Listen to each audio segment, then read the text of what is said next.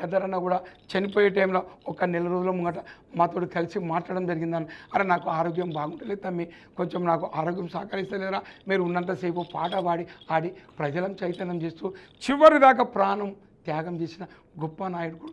అతని మీద పాట రాసి పాడమంత శక్తి లేదనే అన్న పాట పాడుతుంటా అంటాడు ఎప్పుడు హిందీలా.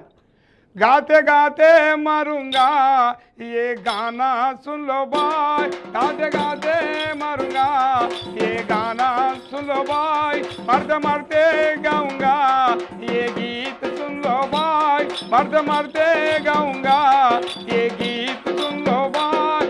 अरे सुन लो सुन लो सुन लो सुन लो सुन लो सुन लो सुन लो सुन लो, हाँ हंसते हंसते गाऊंगा ये गाना सुन लो भाई, हंसते हंसते गाऊंगा ये गाना सुन लो भाई, मरते मरते गाऊंगा ये गीत सुन लो भाई, मरते मरते गाऊंगा ये गीत सुन लो भाई।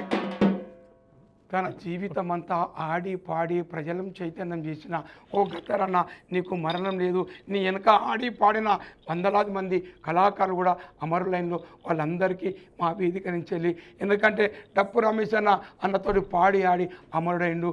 ఆ డప్పు రమేష్ అన్నకు జోహార్లు. దివాకర్ అని అతను ఒక డాక్టరేట్ చదువుకొని తన నిండు ప్రాణం అంతా ప్రజలకు అంకితం చేసిన మా దివాకర్ అన్న. ఎందుకంటే డోలకు దయ అంటే మహా ఫేమస్. అప్పుడు డప్పులు పేడ ఇవన్నీ లేకుండా అప్పుడు ఓన్లీ డోలకు తోటి ఒక డప్పు నిలిచిపెట్టి 2 కాళ్ళ గజ్జలతోటి ప్రపంచం అంతా పాటలు వినిపించిన మా గద్దరన్న ఏ లోకంలో ఉన్న ఆత్మశాంతి కూర్చాలి. ఎందుకంటే గద్దరన్న చనిపోయినట్టు మేము అంటాను, చనిపోలే. దోపిడీ అన్యాయం అక్రమాలు ఏడ ఉంటాయో అక్కడ గద్దరన్న పాట మరొకసారి పోతూనే ఉంటుంది అన్న. సాగు లేదన్న. అన్న మీరు అంటే ఓన్లీ కల్చరల్ ఈ జాబేనా, ఇంకేమైనా బయట ఏమైనా పని చేస్తారా? ఇంకా నేనేం పని చేయను, ఎందుకంటే నాకు చిన్నప్పటి నుంచి పాట. ఎంత చదువుకున్నారన్న? నేను 10th చదువుకున్నాను. 10th చదువు. ఇప్పుడు మీరు ఇట్లా వేదికల మీదకి ఎక్కి ఎటంతా అటే పోయి 2-3 రోజులు ఉండి ఇదంతా పాటలు పాడుతుంటారు, మీ ఇంట్లో వాళ్ళు అంతా సహకరిస్తారన్న మంచిగా? ఇక అది ప్రజల జీవితంలో మనం కష్టపడి ఉన్నాం.